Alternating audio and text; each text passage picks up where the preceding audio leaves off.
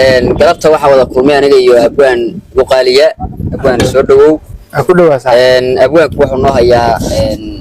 sheeko ama taariikh magabay yaaba xiisa badan mar walba maaragtay nagala socotaan soo dhawaada page-kana sare u qaado like-ta iyo comment-iga share-ka idinka yaqaanay taabta abwaan soo dhawow asxaabta waa ka abwaan farka tuuraad iyo aad u maasan tahay aad maanta waxaan rabaa inaan la wadaago قصة كل عادين صاحب كيا قصص واحد هاد ممكن هاي من عيال كحافظ إسكاء أديان وحا أو جعلادي قبر خير بدية أمامي قالوك ميجا كل قان ميجا قبر واحد بدني ود السعودين يعني مركب ود السعودين إسفهمين وحي سواف قرتين إنه ميجا إنه وقتكو أديان مركي أو ممكن تجارك كريستي أو تريمي حل مبع وكسوة هذه همينة gabadha ma ku tagay in loo sheekay qolo ana u daba martay ama qaani hayo gabadha ninkii waa warxay ku tiriyo waa diiday waa gartay saxan u gash waa gartay ninkii soo qisas ajeebka ku dhacday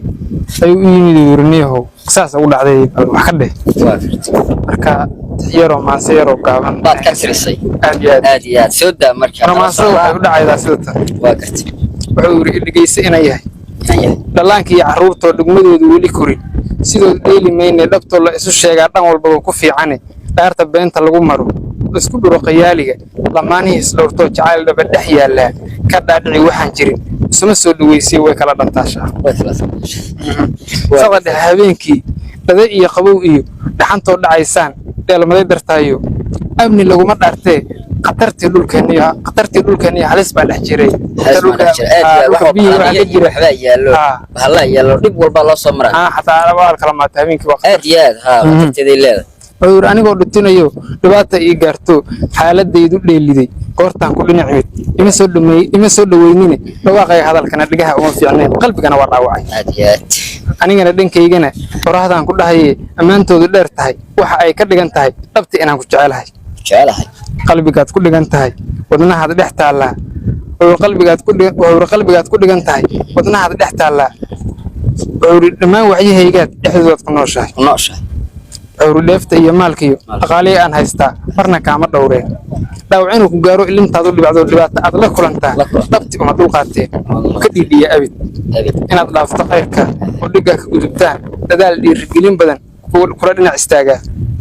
ودرقبها شيطان قف كان يسكت عيني ودوجا قناه سرق ساكو دحي sidaan kuugu dhimanayo hadaan iigu dhaadana kuugu dheerayn markaan dhuuxa ku hor hadaan dhiig ii subin ahdigii dhexdeeniyo ahdigii aan dhiganiyo aashiqi dhexdeena adiga dharsiyo dhankaaga u ka leecahay deeman haygu eeday tawar barnaamij la dhacay xaraaka oran la waxa kulay gabagaas wala dhacay asxaabta la dhacday waan meelay ay cajibiday wariyada gabaygaan abwaaniinta kale haloogi shargaray waliba qaaraami ahaan haloo dhageysto aad iyo aad waa billahi tawfiiq wa rahmatullahi wa barakatuh